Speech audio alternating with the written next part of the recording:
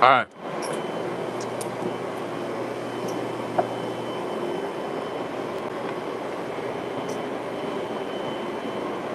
All right. So, Hey, good morning, everybody. Thanks for taking time out of your schedule to take this tour of Marking Systems. My name is Greg Van Bieber. I'm one of the owners. I run the production side of MSI. I've been doing it I graduated college in 1985. So I've been doing it 40 years. Um, the company was started back by my father back in 1971 after a career at 3M. The company originally started doing big fleet graphics, similar, the same graphics that my father sold materials for when he worked for 3M.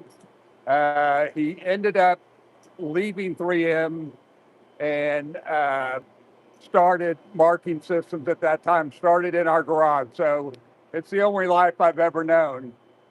My brother Matt is my partner, 50% owner also. He runs the sales and office side of the building. What you can see now, Nico's showing you, is a good sample of what we do. MSI services only OEM. Everything we do is to be a better supplier for the OEM. So you can see the biggest product that we make are the Lexan overlays, where we print on the reverse side of the material. You actually view the graphics through the material, and then we put an adhesive over the graphics for you to mount onto whatever's going on. So you can see anything from overlays. We've got nameplates, membrane switch work, anything that goes, any graphic that goes on a product is what we do here. We've become experts in this. So back in around 1990, Matt realized that in the Dallas area, we had the telecommunications corridor. We had a big AT&T facility, manufacturing facility. We had Abbott Diagnostics, Garrett, that were having to go to big national companies to get the uh, precision graphics, the overlays, the nameplates, and so forth.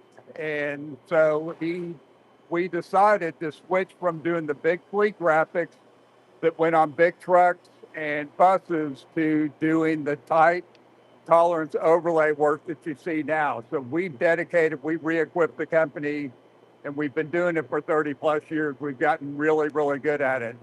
Um, just one thing to tell you is we are what I consider a print by numbers company. We monitor our processes. We make sure we meet our numbers so that the results on press are going to be very predictable. And I'll kind of show you that as we go through the facility here. Um, I want to mention really quick, we are a 3M dual preferred converter. We are the only one. We are one of one. That we're preferred on both the printing and precision die cutting. It's a partnership that gives us exclusive access to materials, competitive pricing, collaborative engineering support, and direct technical resources from 3M. We work closely with their lab. So just to take you over and kind of show you how we print the graphics, this is our 6-color carousel press. So it will actually print and dry 6 colors at a time. Very efficient way to do the multicolor overlays that we do. You can see here the ink gets flooded up over the image. Squeegee drops down, presses the ink through the mesh and onto the substrate. This section right here that Nico's on is where the curing actually happens. All of our inks are UV cured. They dry as a solid. It's a cross-linking process, a polymerization process. Um, so there's no fumes. It creates a much better environment for our workers to work in. One other thing to point out, I think as you can see over here, we have stack lights on all the equipment.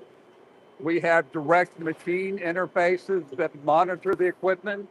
So we know when they're in setup, when they're in print, and when they're down. So if a press stops for more than a minute, they've got to put in a reason code to tell us why it stopped. Then my management group looks at those once a week in our DMI meeting to see what our problem areas are. And then we can go through and solve the problems and make sure that our presses are down. We can reduce the downtime as much as possible. What Nico's showing you now is what we call the DMI chatter. So the green part is when the equipment's in run mode, yellow is setup, and the red is the downtime. So what we're trying to do, what my managers are trying to do, is to eliminate as much downtime as possible and make sure our presses are running at the expected speeds. So I'll show you a little bit more around. We have a clean room over here. We've taken off the doors so we have access so we can show you the really sensitive graphics. Johnny, an invisible ink. This is just interesting since we're printing it, I'll point it out. So when the light's off, you don't see anything. And when the lights are on, this is for National Instruments, you can see a QR code that will give them information about the part number, lot number, date of manufacture. So it makes it easier for them to trace in their inventory. This is a clean room. We've got other single color presses out here for the smaller short run jobs that you don't take a lot longer. Um, Smaller presses, smaller format. You can see not a long run, probably 100 sheets of material. Kind of see the kind of work that we do. So the ink is actually printed on the back side, on the smooth side, and you actually view the graphics through the material. So what's important about this, it makes it really durable. The ink is protected by the material on one side, and then we're going to put adhesive over the ink on the back side so that graphics are completely encapsulated with this tough Lexan material. Another carousel press to print the bigger graphics. This is just a bigger format press, one that we showed you earlier.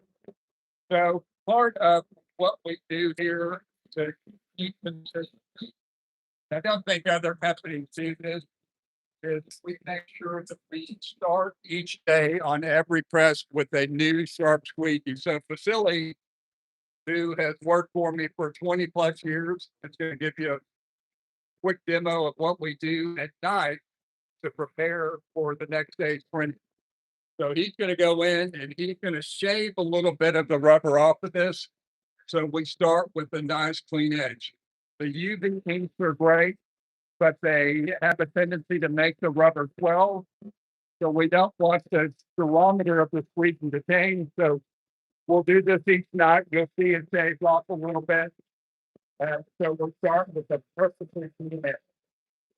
Every morning when the operator set up their press, they start with minimum squeegee testing so that we print every job the same way. We print it with the minimum amount of squeegee press. So this is important for color consistency and image quality. So I'll put that over here. I want to show you our color management department. We're really proud of it. I think it's one of the things I want to show you how we do it.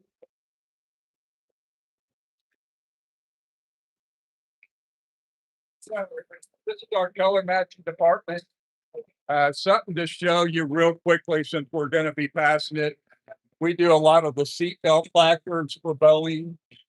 And as everybody knows, Boeing very strict um, requirements on all their colors, all their tolerances. You can see that they light up from behind. It's dead front, so you see nothing when the lights aren't on.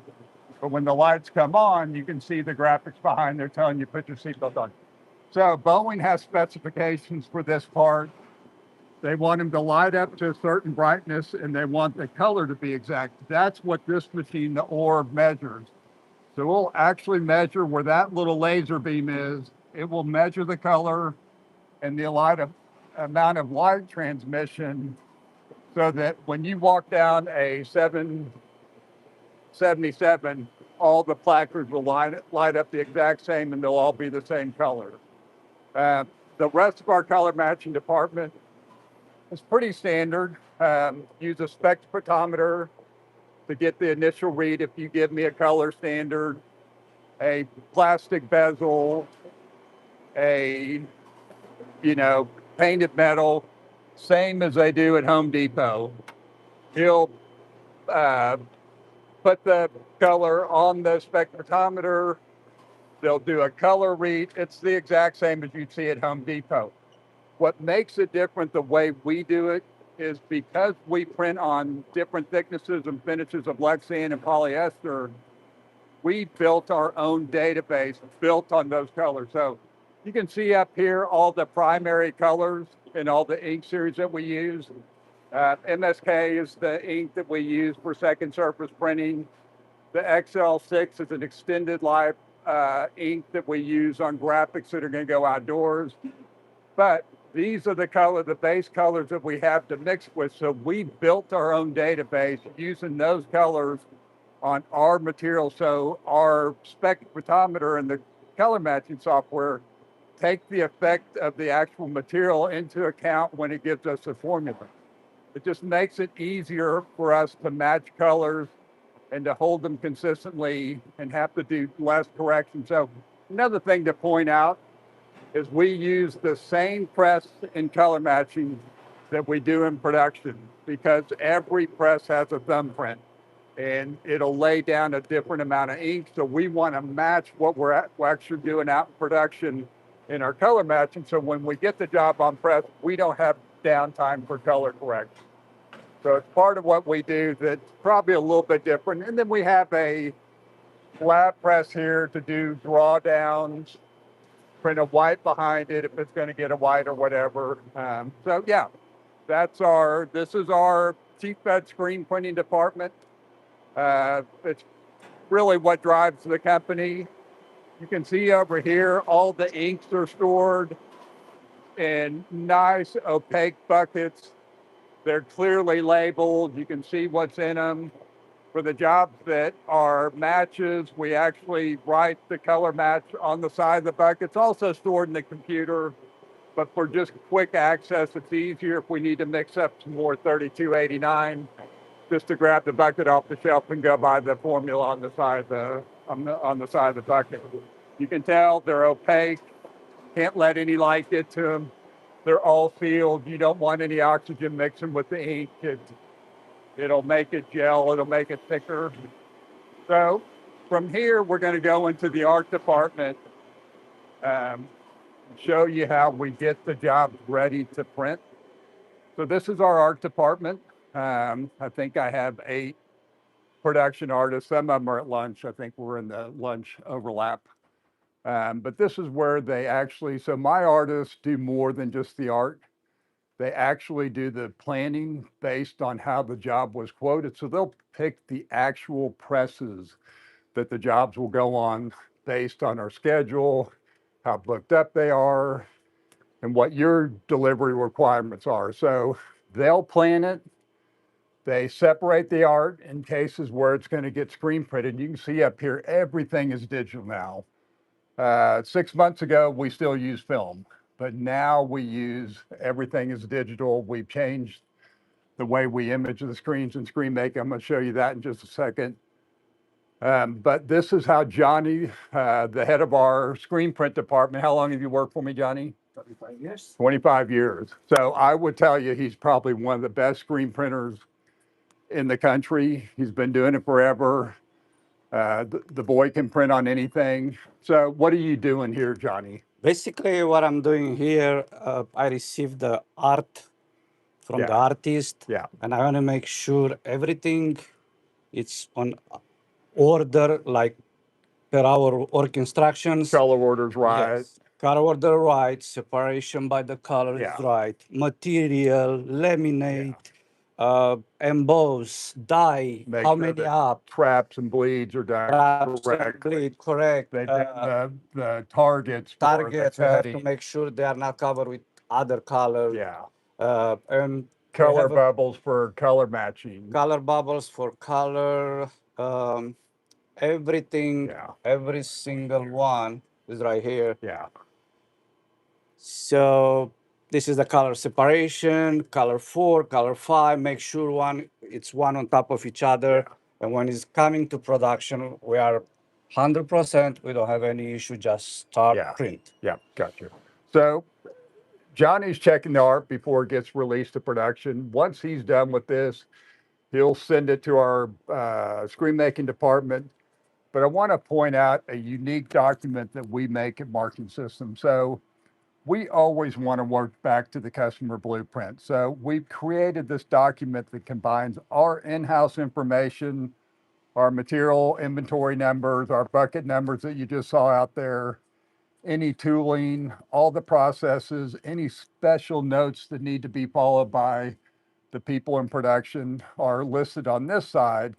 But I always want them checking it back to your blueprint to make sure we're meeting your specifications. So it can be several pages long. In this case, it has supporting documents. And this will go in the work order. This is for the die cut. It shows the adhesive on the back of it. It's information that they'll need in production. So the CD PDF is where we get all the information that we need for the shop. So when we go back in production, hopefully you'll see some of these out on the tables as people are working on the job. A unique document, so it's created automatically. It pulls the information from ENT, which is our operating software, and populates the CD PDF so they always match. They're always the same. You can't have a discrepancy between the customer drawing or any of the information in our in-house information because it's all taken from our system. So it helps create the actually. Johnny, thank you. I appreciate it. Thank you. So more production artists, just to show you kind of where we came from, where we were 6 months ago. Where'd you put the films? Oh, sorry. Yeah, that we don't use anymore. Yeah. So this is the way we used to do it. We used to output the art once the colors were separated, and we output them on film. So they have big image setters here. This is a Garrett part that we did for a hobby. Oh, it's the overlay. I don't know if you saw it in the initial shot, but that's the overlay for a metal detector. But this is what we used to send out to production. Every color had its own film with this offsets and bleeds, the color bubbles, all the other things. But about 6 months ago, we invested in a laser to screen that uses the latest LED laser technology to expose our screens. So now we don't need the films. We keep it as a backup. I've only got one laser to screen. If it goes down, I can revert back to the films and the image setters. We keep redundancy throughout the shop. We have 3 image setters in case one goes down. So in the old days, when I didn't have film, I couldn't do anything. So it would shut down printing, that shut down finishing, that shut down shipping. There's a chain effect. So we have backups to make sure if we have problems with 1 or 2 of them, we always have one that's working. So now we're entering into the screen making department. And this is where the screens come. Once they've been printed, you can see they still have ink on them. You can see the one that Johnny's putting in right now. The operator will scrape out all the ink. We store it. But then it goes in here, which we call, it's like the screen car wash. So the first chamber will spray on an ink degradant, which breaks down the ink. It'll do a high pressure rinse. Then it goes to the emulsion. It sprays on emulsion remover here that breaks down that green emulsion that we use to image the screens. And then it rinses it out. And then it does a final high pressure rinse with degreasing to make sure there's no contaminants on the ink. So we strip it back to bare mesh. So when it comes out, Johnny, you want to go? It looks like this. It's bare mesh. It's super clean. It's squeaky clean. There's no oils on it. And then we'll put it in the pass-through dryer here. So I just want to show you this, show you the old way that we used to do it. Is someone used to stand here and spray on the chemicals, rub them around, and then they would hit them with and they did this in a hazmat uniform. Okay, so that's the old way that we do it. Now, this is all self-contained. You can see it's vented outside. All the fumes are vented outside. The excess ink degradant and stencil remover chemicals are gathered at the bottom and they're filtered and reused. Then, before we put anything down the drain, any water, it's filtered. And I've been told you could drink the water that goes down the drain. I've never tried it. I'm not going to, but it's super clean. So part of what we've done in the past year is we got our ISO 14001 certification to make sure we're being as environmentally friendly as we can. We have as little impact on the environment as possible. We did this a few years ago in anticipation of that, just because it's a better way to clean screens. You can see the screens are beautiful, absolutely perfect. But we wanted to make sure what we're dumping down the drain didn't harm our water supply, that I didn't expose my workers to chemicals unnecessarily. So now it's the cleanest area in the shop. It used to be the worst. Now it's the best. Everything's self-contained. It's quiet. It's efficient. We then put the screens into this pass-through oven. And then this is where we coat them. So going back to the print by numbers theme, you can see every room that we go in. You'll see these monitors in the background. So we're coating emulsion here. It's a thick green emulsion that has to be coated very precisely. So Miguel has it set up. He's going to start the coating process. What are you doing on this one, Miguel? 3 in the front and 2 in the back. Okay, 3 coats in the front, 2 in the back to achieve the right emulsion thickness, to get the right print quality and the color consistency that we need. But you can see over here, and if you were here, you would feel how humid it is here. So it's 85 degrees in here at 48% humidity. We try to keep it around 50. And then we have these filters over the lights because the emulsion that you see here is photosensitive, and it wouldn't dry. This wouldn't cause it to harden, but it'll cause it to gel if we don't have the filters over the light. So we control the environment so that we know when we do this, the results are really predictable. So he'll coat the screen up. We need to get all the water out of that emulsion, so he puts it in this pass-through oven.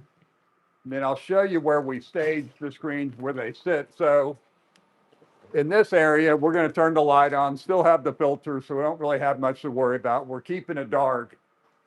But here, we're 10 degrees or 10% less humidity here. So it's about the same temperature. We want it to be warm in here so that when we store the screens here, these are the ones that are ready to be imaged, that we don't introduce water back into the emulsion.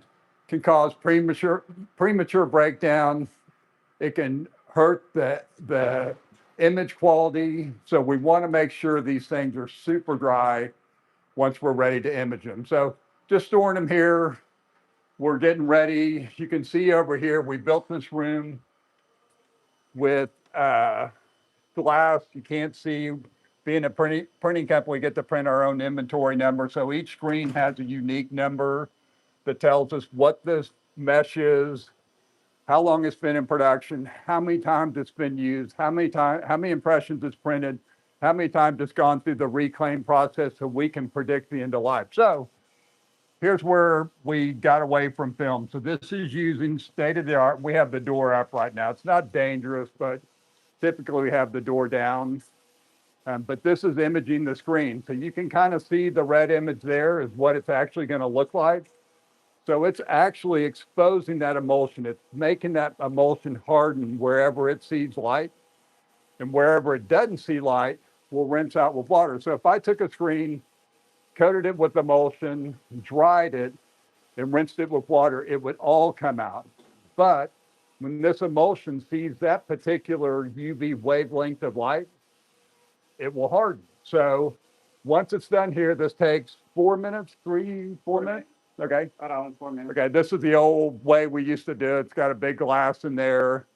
We'd have to draw a vacuum, put the film on there. The film would block the light. So before we move away from here, Patty's going to show us what the checks that she does. And I want to point this out because we do this on every screen. So she's measuring the emulsion thickness, which is super critical. It's a lot of where our color control comes from, because if I put too thick a coat of emulsion on there, if it's too thick, I lay down more ink and it darkens the color.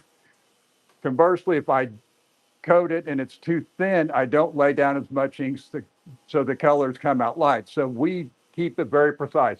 Our IT department wrote this app.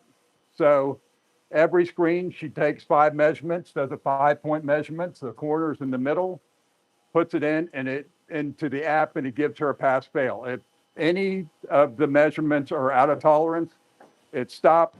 We shut down screen making. We go back to the emulsion coater and we figure out what's wrong, get it corrected, then we resume. Never happens. I mean, it's happened once in the whole time we've been doing it for the last 20 years. What she's measuring now that's also super important is the screen tension. So we stretch these screens to 23 newtons. They'll relax a little bit. The 23 newtons is what it was when we put it in production. That's our target. We know it's going to relax back to 20, may go to 19. 20 now is our minimum. So if it falls below 20, we take it out of production. It's been used too many times. The squeegee's gone over too many times. It stretched the screen. It doesn't hold the tension. And the important thing of this is when I screen print, I'm going to distort the screen a little bit. It just is going to happen because I have off contact, I have squeegee pressure, but I want them to all be the same. It's a tiny, tiny amount, but they all have to be the same. So that's what she's monitoring here. I don't want any surprises on the press. Again, print by numbers. We're making sure that we meet our numbers in every department to make sure when we get this job on press, there's no surprises. We know what the results are going to be. So what Johnny's doing now, the screen has been imaged. It's been through the laser imager. We call it LTS, laser to screen. And now it needs to be rinsed. So all of the unhardened emulsion needs to be rinsed out of there with water. So he puts it in here. He's going to hit a button, or they already hit it. You can see it's going to make a low pressure pass that'll soften the emulsion, get it activated. You'll kind of see it actually goes a little bit darker. You'll see the image show up here. So you can see what's going to rinse out. When it finishes this pass, the pressure is going to kick on. So we'll then, once we get it softened, now the high pressure will kick in. You'll hear it, and then it'll go back across that.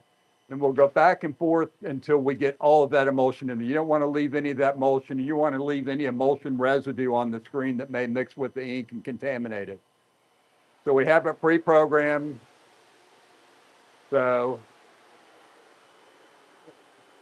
it'll complete this low pressure, and then you'll hear it kick on. As you can see, it's breaking down. It's softened. The process has started. Now you'll hear it. Now. Okay. So then I'll make another pass. And another thing while it's doing this to point out is all the water is captured at the bottom of this. It's filtered and reused. So between this and the reclaim system, we went from a company that used 80,000 gallons of water a month down to 7,000 or 8,000 gallons of water. Way less water needs. Again, trying to be environmentally friendly, not put a ton down the drain. So everything that you see at the bottom there will be filtered, and that's what's coming out of the nozzles right now. So occasionally you're going to have drip off, and occasionally you need to clean out that tank and empty out the sludge, but our water usage is way down. So this is where the screen making department will check the screen, make sure everything's good. make sure that it's going to perform correctly on press, and then they'll do the final block out. So around the edges where we haven't coated with emulsion is open mesh. Ink could drip through there. So we're going to put this block out on there around the edges of it to make sure that ink only goes through where we want it to go through, and then it's ready to go to press. So, thanks, Johnny. So I want to tell you a little bit about this press because I feel like this is the most important equipment production Matt and I ever made. So back in 1999, we found that we weren't competitive on long run multicolor work, especially stuff like this. This is going to be for automatic doors. This is for door control. The automatic doors, when you walk into a building and the doors open automatically, you've all seen this. So it has to be screen printed. It's got to last outdoors. The only way to print this job and have it last the expected amount of time, which is 7 or 8 years outdoors, is you've got to use the extended life ink that you saw back in color matching. So these inks are rated. I forgot to mention the QUV. So these inks are rated, are outdoor rated. They're extended life inks that will last 5 to 10 years outdoors. It's a long time.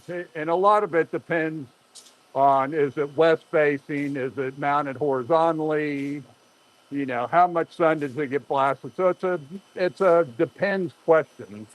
But what we did, and we passed this back in color matching, is we bought our own QUV. So we test these inks to make sure that they're going to last the expected amount of time and that the materials are going to hold up. So the all these inks have been tested in our QUV. We know how long they're going to last. This is double side printed. So Nico, this is kind of cool. So it's printed. You walk into the building this way, and then on the other side, as you're exiting the building, it's got the exact same printed on the other side. So we printed on clear. They're doing the setup right now. You can see when we mount it to glass that you see the graphics from the other side. Quick demo. Yeah, perfect. So that's where we print this. So back in our sheet fed screen print department, I averaged around 300 impressions per hour. Here I can run at close to 2,000 impressions per hour, but I'm printing 2 colors at a time. I can laminate in line. When we get to the cut part of it, I can cut it in line. I can slit it in line. I can sheet it in line. So it's very, very efficient. So one of the things that helps us keep our pricing in line is that we make investments in equipment to help us be more efficient so that we have better ways to do the work. And we make a equipment decision, we only think about how it will affect our OEM customers. So this was a biggie. So we bought this back in 1999. Matt and I flew to Germany to see it. I actually flew out before him and saw it in some installations in Germany. Really fun trip. I actually got to see one in Paris. That was really fun. But Matt and I basically emptied out our bank accounts to buy this. We bet big on it, and we've gotten a big payoff. It's a really good decision. Really makes us competitive in those types of products that customers buy. There's some of those we do 100,000 of. The caution and warning labels that you see that go on AC units on the top of a building have to be printed with extended life inks. They have to be screen printed. They have to be laminated for them to hold up. And this made us super competitive. So again, I can do all that in line at 2,000 impressions per hour, but I'm printing, laminating, cutting, slitting, and sheeting all at the same time. So what you've seen so far is our screen print side of the business. Now I'm going to show you digital. So some jobs we don't do in large quantities, or they have graphics that I couldn't print, screen print. So we have digital presses to print those jobs, and to do jobs that need uh, variable data, different barcode, different serial number. we can do that here. So you can see the kind of jobs that we do. I'll give you a good example. Is this overlay right here, we counted as 14 colors. It's pretty big. So we only do 25 or 50 at a time, maybe. But if I had to set that up, if I had to make screens, mix ink, set up presses, and everything that it takes to screen print this, they cost $100 a piece. I'm making up numbers. But if I can digitally print them, I can print all those colors using 4-color process and print them for $25 a piece. It's a huge savings. It's a massive savings. One of the things I feel like we do better than anything, we hire the best people and we give them the training that we need. So this is one. I want to have, long have you worked for me? 23 and still counting. 23 and still counting. So how do you control color in here? Yes, we are a G7 gray balance qualified company, and we kind of build our custom in-house printing profile for each press. Yeah. This way we fix color consistency, accuracy, and again, we want to make sure the same color each production run. So doing work for OEMs is we do lot after lot after lot after lot of the same part, and you want those to be the same color. So the way that we Exactly. control color is we've done this training. We've had the people from G7 come Yes. out and audit our shop. Yes. And we do it using calibration. So we Yes. know that the press is printing the way we expect it. Exactly. The way that it printed when we did the profiles on a particular material or for a particular color. So that's what keeps our consistency run to run to run. Which is so important in digital printing. Yes. Really, really Yeah. critical. Yeah, you don't want this to be a medium gray one day, a light gray the Right. next day, and a Right. dark gray. So yeah, we spend a lot of time making sure that we know how to control color. So you can see all these presses are new. We've made a big investment in this department because we have the world. I promise you, she's the best digital printer in America, maybe the world. I don't know the world, it's pretty big, but she's one of the best. So we have different ways to do it. So some materials are too thick to do in roll form, or we're just doing a small quantity and we want to print a screen print color, an opaque color behind it, or we want to put a texture clear on it. So we'll print it in sheet form. So we've added these two flatbed presses that are great. The quality, because you're not moving the material through there, you're only moving the print head. And the gantry is the color consistency. The print quality is amazing. I'd say it's better than the roll to roll because you're not having to time up the material being moved through the press. So you can print these graphics and they are screen print quality. They're amazing. It's slow. You wouldn't want to do this for a long run. There's a crossover point where it becomes cheaper to do it screen print. But for the short run stuff, you can see that stuff looks amazing. She's checking this in a light booth to the color source that the customer has asked for. We have cool white fluorescent, LED, and outdoor light options on this. Most people now are going to LED is taking over. Fluorescent's kind of going by the wayside. So this is done to the ANSI standard of color checking with the D50 bulb light source. So state of the art. We also have, this is kind of interesting if you want to pan over here. So we still have these Gerber presses that we've had for 30 years, but they're great. They're great for simple caution and warning labels if someone only needs 100 of or 200 of. It's an option to print them here. So it's thermal printing with a little plotter cutter. Super efficient for small runs where they just need a few caution warning labels or information labels, or even it's digital, so you can do barcode, you can do serial number, but all the foils that you see here, so you're limited. You only have a certain amount of blues and greens and yellows, but all the foils are outdoor rated. They're automotive grade, so they'll last forever outside. So if it's going on a big piece of earth movement equipment that they only build one at a time, they don't need 1,000 labels. They just need a couple to go on the earth movement equipment or whatever. So what Nico's showing you now is a subway strip map. So we have a customer that won a contract to refurbish some of the New York subway cars. And so they would take them off the Fifth Avenue line and put them back on the Lexington Avenue line. So they needed a unique overlay that had that route with those stops. But what you can see is you have dead fronts where the arrows are on either side. We're able to achieve this digitally. Not perfect dead front, but good. And then you can see all the windows where the lights would light up. So it had to line up with the control panel that this was going on. So all those windows had to line up with the pre-populated lights that were built into the control panel. So it's kind of a precision big overlay. I think this is 80 something inches long.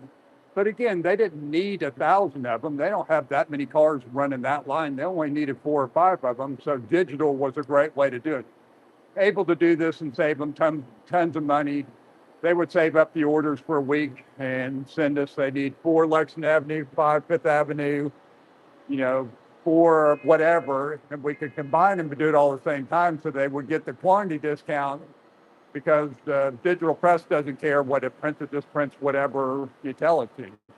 So this is the most state of the art. We've entered into the Indigo room, which is actually, it's digital offset. So this is used a lot for companies that print brochures or print advertisement, TLP stuff. But we've adopted it to what we do. So we can second surface print on Lexan. We can do small quantities. It's got CMYK and 2 other colors. White and chocolate, custom color. But what are the 2 additional colors? Not CMYK, it's CMYK, orange and orange and violet, okay. So you can see it's much faster than the print head going back and forth, back and forth. You can do really long run stuff on here. So I've told them to set this up so we can switch from job to job to job. So just in a second, you'll see that on the fly, when we have jobs that run on the same material, we can set up one roll of material and print many jobs at the same time. On the fly, doesn't have to stop, doesn't have to do anything. He just loaded it in the queue, and then you're going to see it print that for a second. You have another one coming?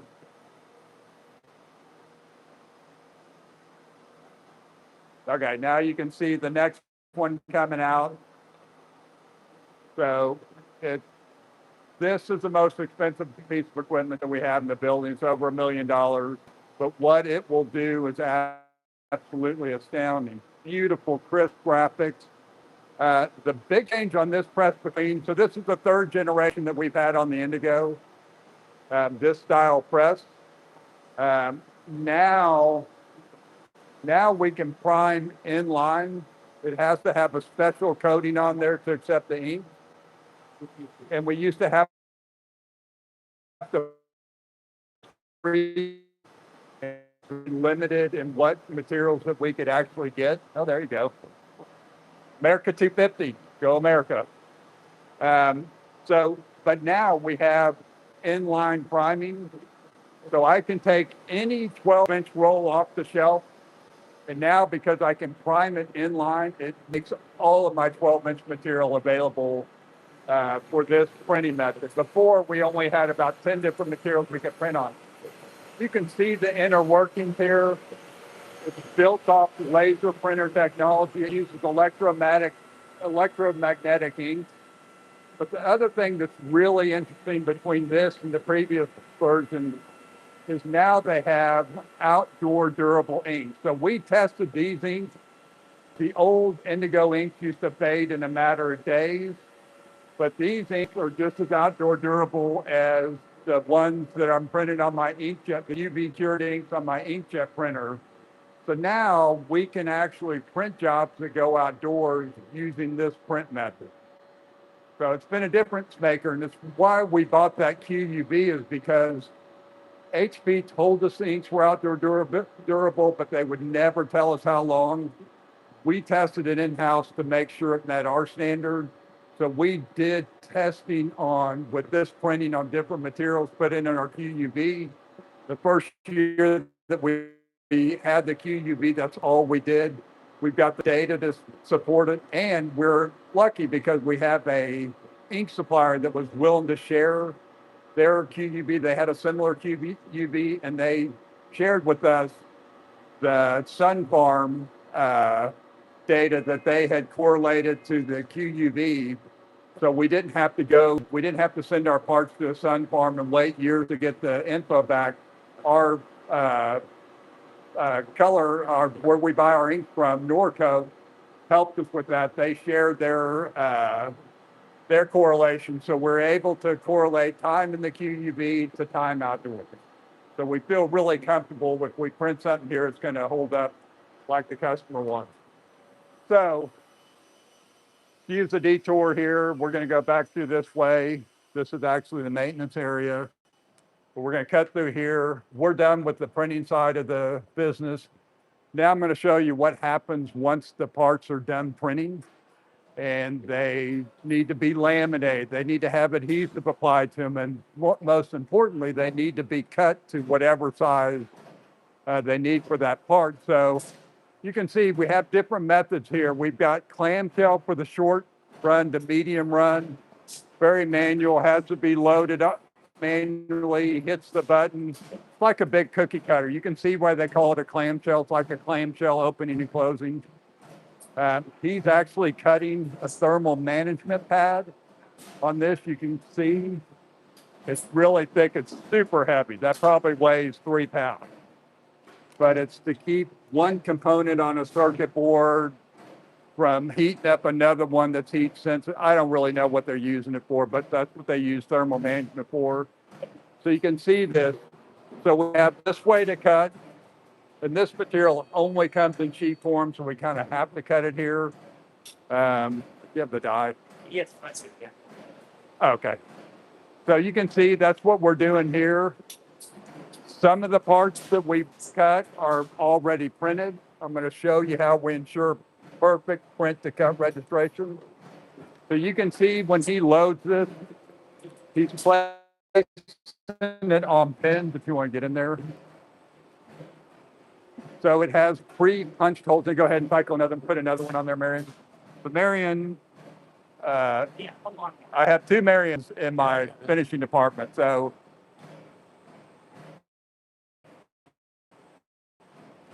Marion is the lead operator. He runs the clamshell department.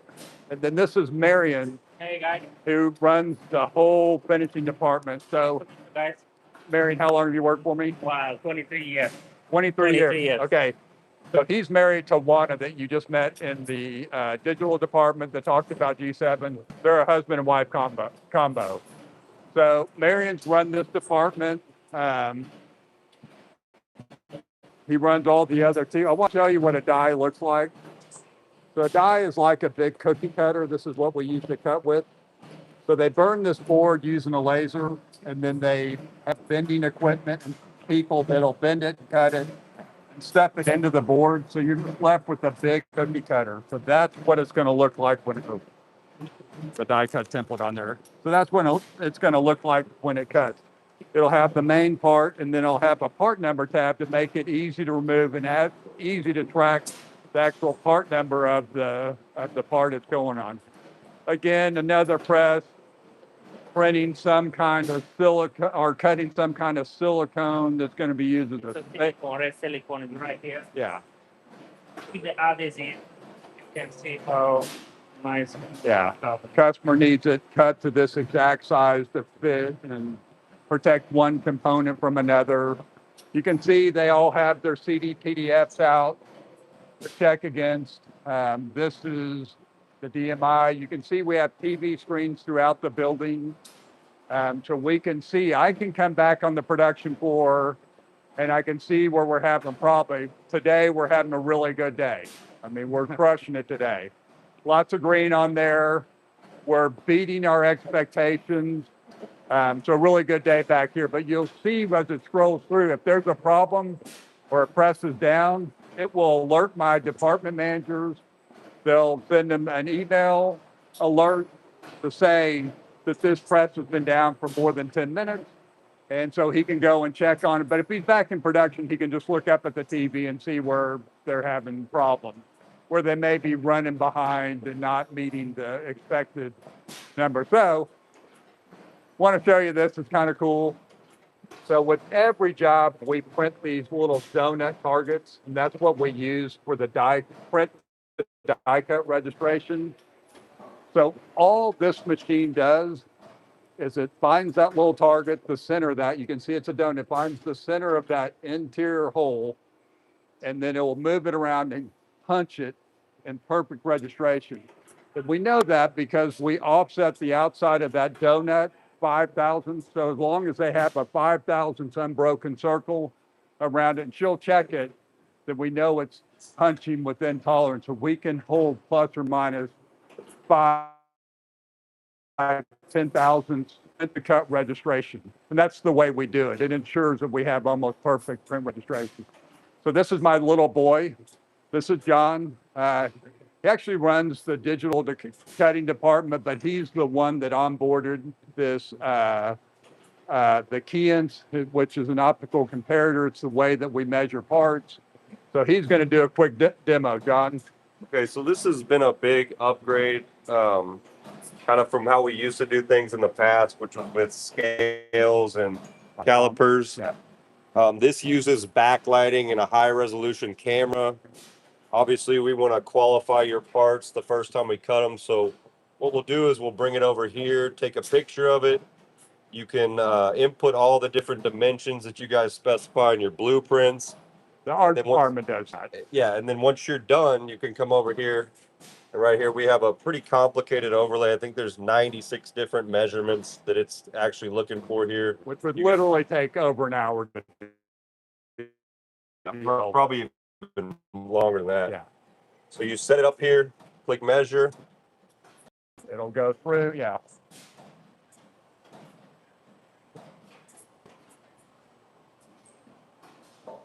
And boom. It green lights your part.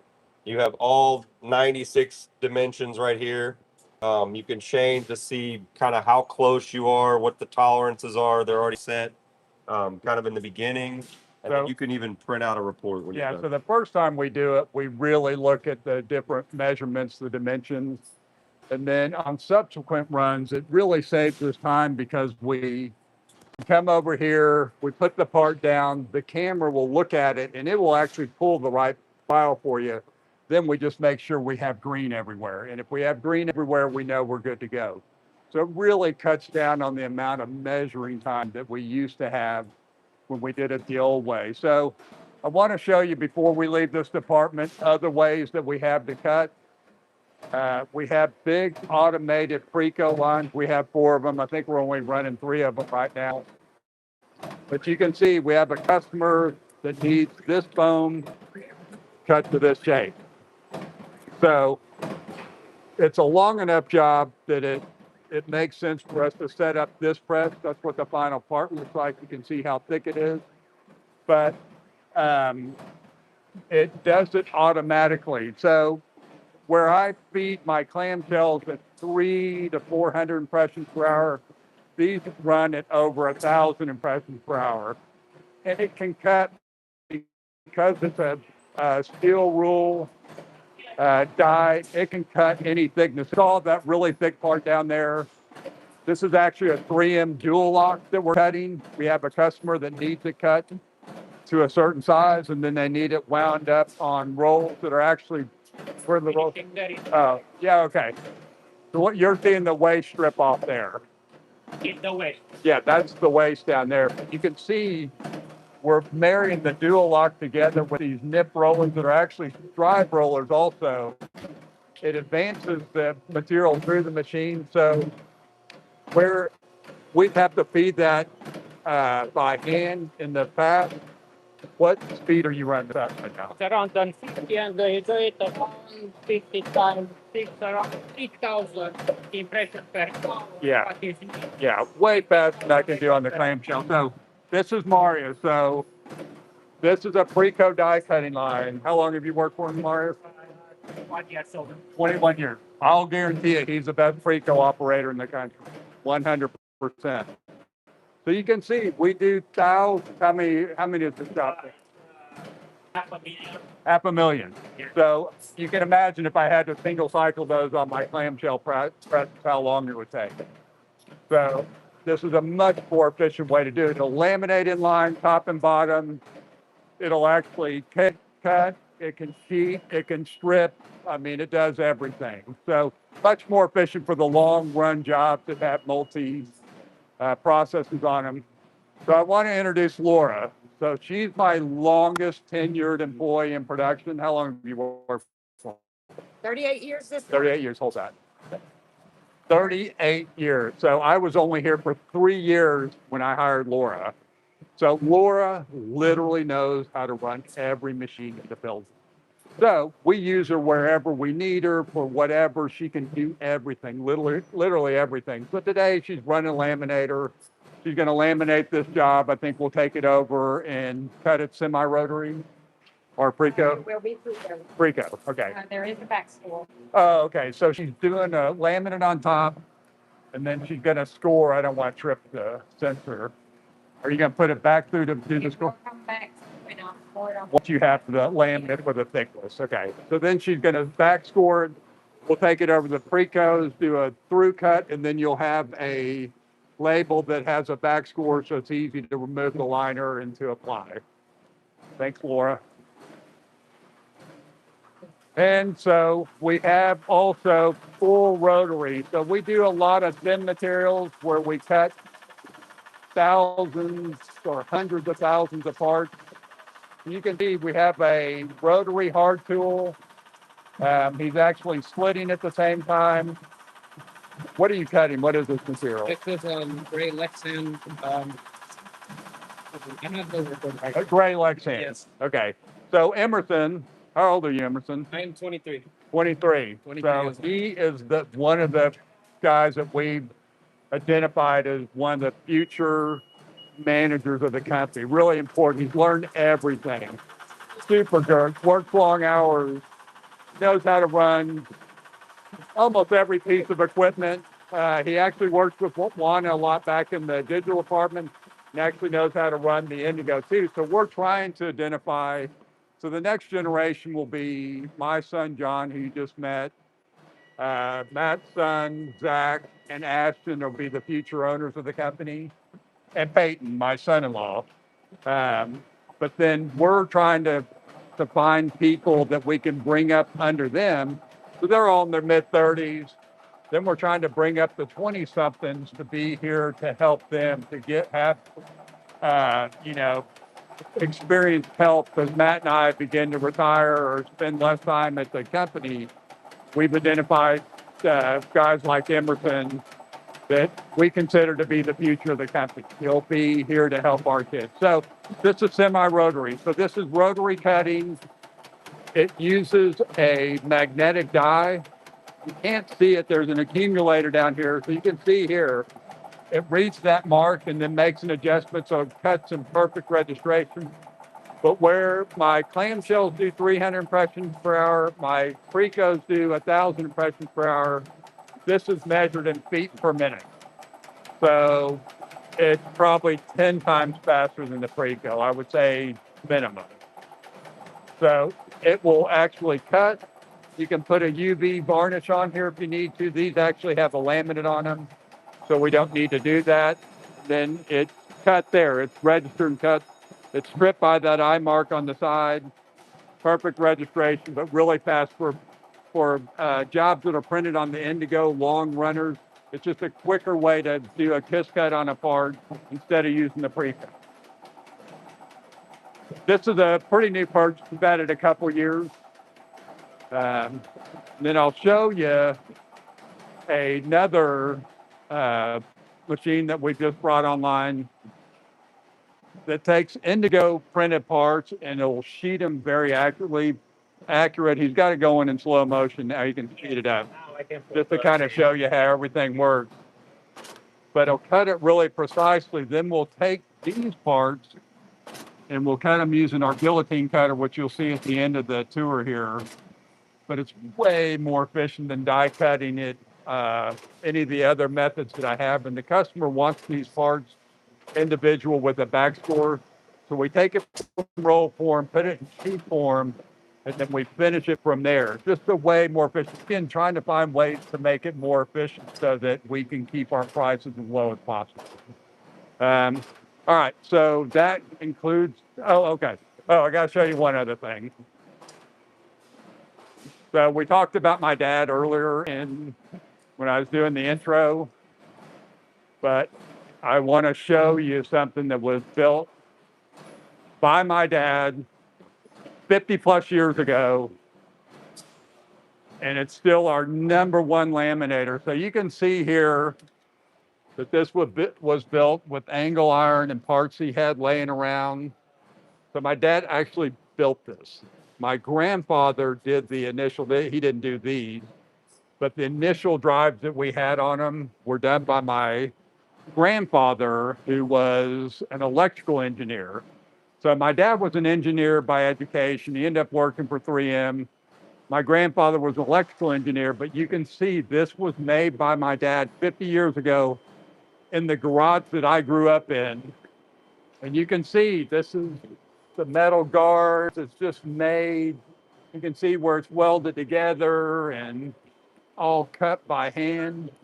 He was just that kind of guy. He could take apart any press and fix it, clean it up, and it would actually run better than the day it arrived at our shop. Incredible guy. We owe him a lot. I'm very thankful that he started this company. How I plan on making my living for the rest of my life, and a lot of my kids are going to do it too. So we also laminate adhesives to foams of different thicknesses. This is a pour-on. And so we're going to laminate an adhesive on this. You can see the adhesive right here.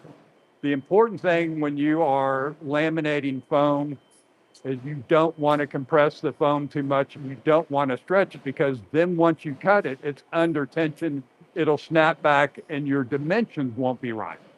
So what this press does is he'll put a spacer in that matches the height of the foam, bring it down, the laminator will know how far to come down, and then it comes down and puts just enough pressure on it to get the adhesive to adhere to it, but it doesn't compress it too much where it'll change the dimensions of the part once it's die cut. So that's what they're doing here.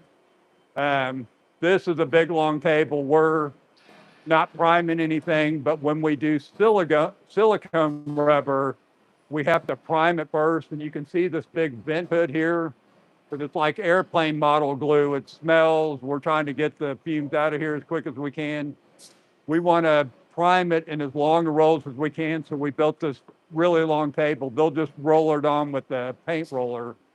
And then from there it goes in, they can put the adhesive on it. Now I'm going to take you upstairs and show you digital cutting, handwork. These are our dies. You can see they all have unique numbers on them. Every die that's been here for 3 years and hasn't been used, we purge them to make space for new ones, because if we tried to store every die we ever bought, it would take up half the building. So we have to purge from time to time. So we're going upstairs. We're going to see digital cutting. We'll see handwork, which is really interesting. We'll show you where they do final inspection. They do hand applied adhesive. They do some assembly. We built this mezzanine because we were running out of space back in 2022, I think it was. But this is where we keep, so we built it. If you saw the girders under here, it's built so it will handle equipment. So this is digital cutting. This is the department my little boy actually runs. He's little, 6'5". Yeah. Should have been a NFL tight end, but. So this is digital cutting. So this is Galbo digital cutting. And what this does, it cuts using a galvo laser that's mounted at the top. It just pivots and cuts. So most lasers you'll see the beam is right down by the part that it's cutting. You can see the gantry retrace that part. So here we go. But he's going to hit the start button. They'll let you take over, John. So it cuts that fast. So you can see where the smoke is coming up is where it's actually being cut. It's got a fume extractor up there in the inside the cut chamber that takes all the fumes away. It comes out. He can strip it here. It's wound up here. We're actually laminating. We're doing a lot of things in line. So in a case where you don't want to tool up and buy a die, really efficient way to cut it. What else can you cut over here? We cut foams, VHBs, adhesives. So we actually went from running our adhesives on on sheets, which required a lot of prep time, to now we just load a raw roll of adhesive and do perforations in between every sheet. Yeah, so we can do, you'll see that when we get to the hand applier section, but you can see kind of the work it does. We do these big, like VHB type things here. And that geometry would be really, we've tried to die cut that. Because the adhesive is so gummy and so thick, it clogs up the die. It's really hard to cut using a conventional die. So John's figured out a way that we can cut it on the laser and the internal cutouts drop out, so we don't have to punch those out. They don't clog up the die, and we're left with perfect parts that roll up, so we can take them to hand apply or wherever they need to go in roll form, which is always the most efficient way to produce anything. So you want to show them the MOPA just as a... Yeah, I got it set just to show them real quick. Okay. Oops, sorry. This is just a marker, a high-speed marker. So you get these overlays sometimes that need individual serialization. You don't want to do it screen print, obviously, because you'd have to have a screen for every single number. And then digitally, you don't want to do it that way either, because if something happens in the finishing process and you lose a number, then you have to go through the whole process again. So laser, which will mark that serial number into the Lexan, so it's permanent. You can't wipe it off. It's actually part of the material, but it's a great way to serial number or put unique barcodes. All right, I hit it several times just so you guys could see it working, but this is typically what it'll look like coming out. Yeah. So we can do individual. We can keep blanks in stock and serial number them as you need them. So it really helps with that part of it. So we'll go around this way. So more lasers over here for the different materials that we cut. So you can see the orange lasers are the high-powered lasers. They're 400 to 500 watts, but they cut like the big, thick plastic. There's no way I could cut that using a steel rule die. The die would explode. So for thicker materials that we can't cut with the die, you can see a whole bunch of them. No way to cut that with the die, but with the high-powered laser, you can do it. Some materials are really rigid and hard to cut. There'd be no way to cut that geometry with a steel rule die. Water, sir. Oh, water. My mouth can dry. Yeah. It's hot. This up here has been pretty hot lately because both these. Okay. So now I'm hydrated, I'm fresh. So you can see here, all the lasers have built-in cameras that will find the targets, and it'll know where to start the cutting, so everything is cut in perfect register. You can see it's quite a bit slower than the Galvo, but it'll cut through the thicker materials. This is a Lexan or a brushed silver laminate with a thick Lexan, a 15 mil Lexan. Again, it'd be really hard to cut this with the steel rule die. So we have the lasers, probably smaller quantities. How many of these do you do?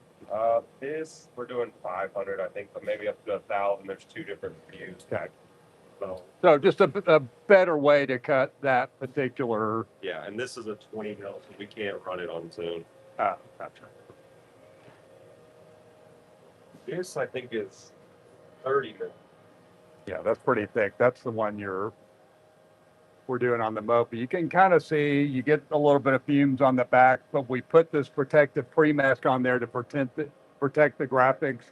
So none of that debris that's created from the laser cutting actually gets on the part. So the part will look perfect. It may have a little tiny bit of yellowing on the edge, but not enough to make any difference. These are lower powered lasers that cut thinner materials, thinner porons, adhesive that we're going to apply on the back of some of our overlays. This is a neoprene part customer needs with that hole in the middle. Again, probably small quantity stuff that doesn't really justify paying for a tool on it. Thanks, John. Oh, wait, we're not done with John yet. We're not done with them yet. So another way that we can cut digitally is with our knife cutters. They're made by Zune. Very precise knife cutting capability. All of our digital cutting equipment has built-in cameras that will locate the same targets that we use in clamshell and on the Precos to locate the cut. You can see a really thick, but that was routed. So they have knife cutting and they have routing capabilities that allow you to do thin and thick materials. But with the routing, that edge doesn't get discolored. It's a perfect edge, no discoloration. So we have options. We have different ways to cut different materials. You may notice this one right here is being worked on. It's down. It's not ideal, but and I think it's a good point to make is we keep our equipment in perfect condition. So we actually have Zoom down here right now replacing the vacuum table. Yeah, got to make sure everything's perfect. Yeah. All right, so this is our handwork department, and this is where the parts come once everything's done. They've been laminated, they've been cut. We want to ship the parts to our customers assembly line ready. So it has all the internal cutouts punched out. I want to show that, Nico. We don't want you to have to do anything. We want you to be able to take it out of the package, peel off the liner, apply it to whatever it's going on. So that's what the girls are doing here. They're doing the tedious work of knocking out the internal cutouts. They strip the waste. This is a thermal die cut part. And all the waste needs to be stripped away. Then you have other parts like this. I mean, you can see the slugs coming out of here. We don't want you to have to deal with that. We want it to be ready to go. So she's going through and knocking out all the internal cutouts. Wanco road signs, everybody has seen these. They're everywhere. Now you'll know where they're printed, but it's screen printed on vinyl, and then we thermal cut around the edges. We do a kiss cut. We'll put a masking on here that'll peel off all the letters, and they can apply it to the back of the road sign. So that's what they're doing here. That's a job we cut out of T-Flex putty, really expensive material. Customer needed it in that size. You can see a good sample of all the different handwork. A gasket, they're cutting out or peeling out the internal material. It's got a kiss cut tab on there. You know, die cut components, little thin copper components like this that we cut. Again, we don't want to send it to you with work to do on it. We want to send it and be ready to go straight into your inventory and then onto the assembly line. Thermal printing here, we can do thermal printing. We can do a lot of cutting of blanks that can be run through a thermal printer. We can do them on any material, any adhesive. So if you had a need for a special adhesive and you needed a blank label, we could do that. Really interesting, we do these health first kits. So these are emergency kits They go on airplanes, they go in doctor's office, school buses in schools, office buildings. If someone has a medical emergency, you have all the things that you need. So what she's doing right now is she's laminating different thickness foams together, and then she'll put the overlay on there. This is what the finished part will look like. I don't want to take it out of the bag, but you can see, and what we're trying to achieve here is we want to be able to populate this with all the medicines and Band-Aids and everything, and be able to pinch it out of there so that they not, in a case of emergency, time matters a ton. So that we want them to be able to pinch that vial out of there, get it out as quickly as they can to get it to whoever needs it. So this is the smallest one that we do. We actually do big kits that go on airplanes, they go on buses, they'll go in schools, they'll go in doctors' offices. They'll go inside a plastic case, kind of like a gun case, that easily accessed, populated with all the medicines. You can lock it if you need to, but that's what she's doing here. So it's a hot melt. I don't need that. That goes on the back of it that allows her to put the two foam layers together. She's actually just doing a demonstration. Lines it up, presses it down. Then when it dries, those two are married together to give you the different levels in there you need, because all the medicines and Band-Aids are different size, so we can accommodate all of them. So a lot of our overlays have buttons behind them. They have clear windows that the customer doesn't want the adhesive on. They don't want the windows to be covered with adhesive. It makes it hard to read. They want them to be water clear. So that's what Mary Chris is doing. How long have you worked for Mary Chris? Almost 20 years. 20 years. Okay, almost 20 years. So this is kind of what it looks like. So there's a little, what we'll do is we'll cut a little tiny air hole in here, but they don't want any adhesive around it. So we back the adhesive off, we hand apply it, and then we'll do the final cut. So different parts like this goes on Abbott blood testing equipment. Again, they don't want adhesive covering up because this is all backlit. You can see, if I can hold it up to light, the different colors. It's dead front, but these two transparent areas will light up to tell you what you need to know about it. So that's what she's doing there, is hand applying the adhesive. Third time is that. All right, so this is Constance. How long have you worked for me, Constance? 27. 27 years. All right. So she runs this department, which is final inspection, packaging. They do kitting here. They do hand applied adhesive and probably assembly, a lot. And I would just tell you, she's the one that really runs the company. We just do whatever Constance tells us. She knows every job in the shop, when it needs to ship, when it needs to make it through the departments. So we all just do what Constance tells us to do. But part of what you do is tell them what you do with the kits. Here we have the assembly area, and we put together kits. And our big customers are Kone, elevators, and overhead door, garage doors. This is a kit which is going, it's a residential, on the residential door where we have a printed bag, a residential labels. We have a packing slip where we'll put a homeowner instruction, a warning label, and the label is the logo. Overhead. Goes on the outside of the door. Yes.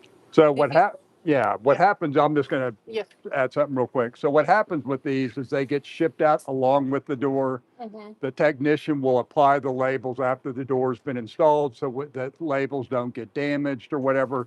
So that's what they need, why they need to go out in the kits. And I think it's the same for Cone. And for Kone, for elevators, we do the same. And we run it, we do different components on different presses. And once we get them, all the components together here in assembly area, we have a CDPDF, which include everything what needs to be put in on the kit. Then will be, this is an indigo run, this is a clam, Ron, this is a tag and this is a metal plate. And they will go on a bag, and each of them they will have sequential serial numbers for Connect to be able to scan and verify all the components are inside of a kit. Perfect. Thank you, Constance. All right. Side fit, big dome label, going to go on the side of a piece of exercise equipment that's used in rehab places. You hurt your knee, you need to rehab it, do physical therapy. That's what those go on. So this is my daughter-in-law, Rondi. She's probably the worst. No, I'm kidding. No, she runs the handwork, which I think is probably the hardest department that we have here. The work that these girls do is tedious, it's hard, there's little tiny components. And this pretty girl right here is the one that runs this department. But don't be fooled by her look. She's mean. Keeps her people in line. Kidding. All right, so we're done with this area. We'll go down. We're almost done. Hang in there. We're getting close.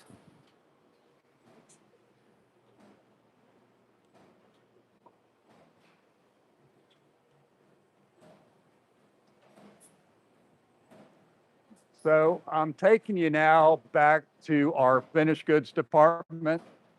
So we have a lot of jobs that we do where customers know they're going to be using the part for another year. They want to do an annual quantity, get the best pricing, have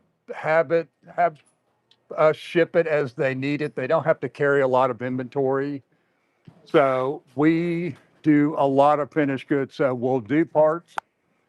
We'll store them over here. We use the Amazon method of storing. So you can see this box right here where it goes. You'll have boxes with 10 different parts in there. All we care about is that we have entered into the computer where the parts are going, then finding them is not a problem.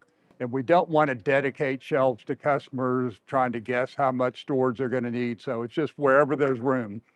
So this is Kate Borkeman. Hi, nice to meet you. She recently got married and has a baby, little Milo. He's the cutest baby. Cutest, happiest baby you've ever met in your life. So she's the one that runs this department. You want to kind of take her through and. Yeah, so as he was talking about, we do usually hold on to contracts and scheduled shipments for you.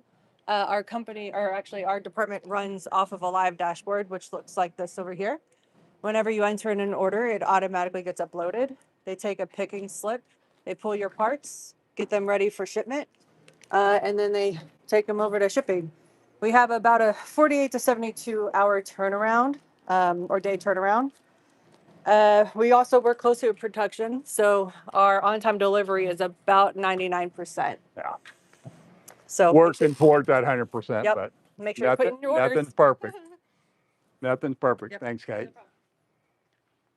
So this is where the parts come. This is where they get shipped out. Before we leave this department, I want to show you our roll label inspection. I think it's one of the most amazing things that we have here in the shop. So this is Tabar. He's going to do a quick demo for you. So we don't ever print bad labels, so he's going to have to manually introduce a defect to the label. But I want to show you how this works. So he's going to make a little mark on the label. You'll see it there, just in case you think this doesn't really do what it says it does. So he's put a little bitty mark on there. Actually, that's a big mark. But for demonstration purposes, you'll be able to see when that label comes through.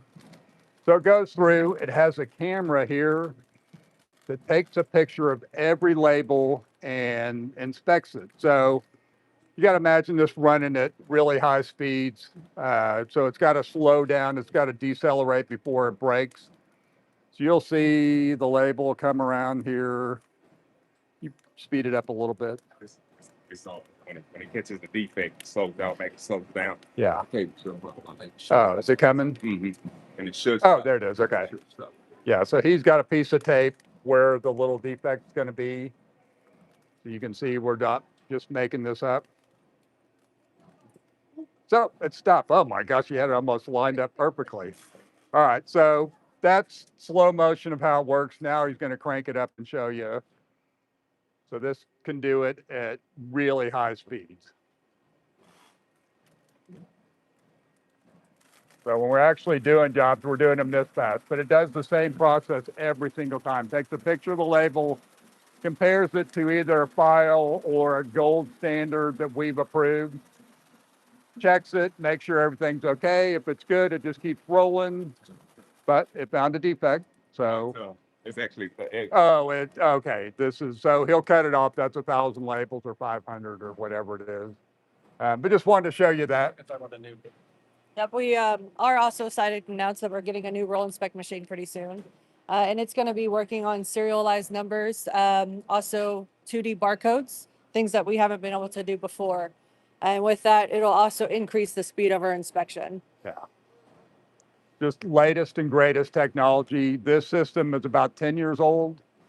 So it's just time for an upgrade. We wanted a roll inspect that would also do serial numbers. It'll recognize characters, so you can do serial numbers, barcodes, multiple barcodes with different human readables. So we're excited about that. A lot of our rolls come in big master rolls, and they've got to be slid down for production. So that's what we do here. Big baloney slitter is what they call this. Just makes it easier for inventory to carry master rolls that we can slid down as needed instead of trying to guess what size rolls we're going to need going forward. So this is Razvan Bedoyu. How long have you worked for me? 15 years. 15 years. So he's a newbie. Kind of. Kind of. So he runs, he's material manager. So he orders material, receives it in, labels it, and then stores it, and then distributes it to production as needed. Correct. Did I catch everything? Yes, sir. So at the time of receiving, our system is creating a unique roll ID that has the description. It has the location or shelf location. It has the due date it was received. It has the length, the width, and most important, has the purchase order that's tied up with a lot of the material. Yeah. At the moment when the jobs are released to production, we prep material and we deduct it from the roll that we use. This is giving us the traceability to the manufacturing, just in case we have issues with the parts produced on this material. Yeah. Uh, If we have defective material and it shows up, then we know exactly what lot it came from. We can go back to the material supplier. Correct. Tell them there's a problem, get it replaced. Yes, sir. Quarantine the material, have it picked up, or we destroy it, whatever our supplier wants us to do. Yeah. But we do it this way because we got our ISO 9100 certification a few years ago. We no longer have it. We found that we didn't really need it for the type of work that we did. And so a big part of it is having traceability on every component that goes into that product. So we kind of kept some of the best practices of AS 9100 because if there ever is a problem, we'd have a way to go back to the manufacturer, quarantine any other material that we have in inventory, and send it back to the supplier and get it replaced. Correct. So show them what they're doing here. So here we have two flat cuts that are prepping material to the size needed for the next department. This, it's gonna be going to clamshell. It's a material that comes in roll format. We sheet it down. We adhesive on the side, and we cut it down to a smaller size. It's gonna go to clamshell. It's gonna be die cut. So if you look over here, you can see we stock a lot of materials. We have about $1 million on a current basis worth of material on the shelves. Yeah, some of it we stock, some materials we buy because they're so exotic and so unique to one customer. We buy per the job. Some of the materials that we use over and over, a lot of the roll label materials, a lot of the adhesives that we know we're going to use. He'll keep a certain amount of inventory and replenish as our system tells us we've gotten to that reorder point. Yeah, we have a live report that it's telling us what order, when to order. So we do that every single day, and we order accordingly. All right. Thank you, Razvan. Yes, sir. All right. One more department and then you're done. You won't have to listen to me anymore. So that's my son-in-law, Peyton. How long have you worked for us, Peyton? Say hi. 10 years full time, but I started here in high school probably 15 years ago. Yeah. So he's taking the same route I took.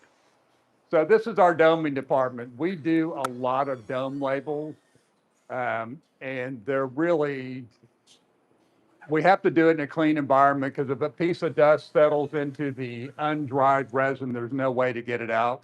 So you can see we're in a clean room. It's not a clean room of any classification. It's just a clean room. You can see the returns, the air circulated, turned over, put the big HEPA filters. It also goes through charcoal filters because this resin is air dry. It's solvent based. So we want to make sure the air in here is breathable and safe. So you can see what she's doing now. She's actually, what happens here is it's a two-part epoxy. You can see the red and the black barrels. So you have an A and B component that gets mixed in this mixing tube, and then it's dispensed in a very exact quantity through those nozzles. So it's enough resin to flow to the edge, but it's not too much that would cause it to break the surface tension of that edge, and that's how it's held in place. So what she does here is once it's domed, she'll put it on this staging tray and it's covered. They'll slide it through until it's gelled enough that she can take it and put it in one of these racks that may not be 100% level. It's level enough. It's not going to flow anymore to one edge or the other. Then it'll be stored in the rack. If we need to do a quick turnaround, we have these ovens that we can turn around in a day and get it shipped out. But you can see we do a lot of different labels. One of the most impressive things that we do, and I always point this out, I always forget where it is. So this is a good example. So this is microdome. So when she does that, she's got to put in little tiny needles, little tiny tubes, and then she's got to line it up under that. Here's another really one that goes on watch guard, but for the body cam vest, a way to put their logo on there. So we print this, screen print, cut it, and then we dome it. And then here as an example, this is going to go outdoors on a piece of ditch witch equipment. We only use one grade of resin, which is automotive grade. It lasts. We did QUV testing on this. We stopped after 10 years. This is a flat label that will get turned into a dome label, like you saw back when we went through the shipping department. So you can see all the different things that we dome. These, if you've ever watched Deadliest Catch, are for the lights that light up the decks when they work at night, Durabrite. So they're in really harsh environment. There's salt water, sun, getting rained on all the time, heat, really brutal environment. Resin holds up to that. So, hey, I want to thank you for taking the time to watch this tour. If you have any questions, I'm always available. You can text. I think there's a way to text questions. It's never too late. So if there's anything that we haven't covered that you want more information on or something that I didn't go into enough detail on and you want other answers, reach out to your customer service or salesperson. But thank you very much for joining me today.